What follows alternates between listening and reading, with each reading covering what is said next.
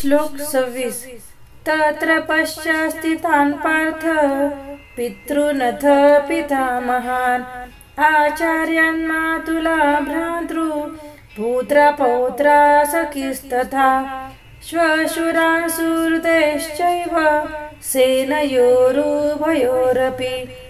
त्या ठिकाणी दोन्ही पक्षांकडील सैन्यांमध्ये आपले वाडवडील, आजे, शिक्षक, मामे, भाऊ, पुत्र, नातवंडे, मित्र तसेच सासरे व हितचिंतक अर्जुनाने पाहिले। तात्पर्य: अर्जुनाने रणांगणावर आपले सर्व नातेवाईक पाहिले।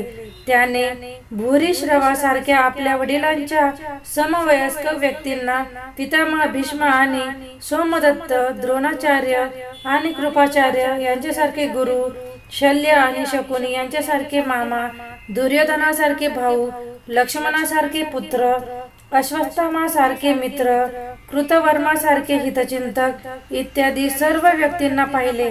त्याने सैन्यात उपस्थित असलेल्या आपल्या मित्रांनाही पाहिले।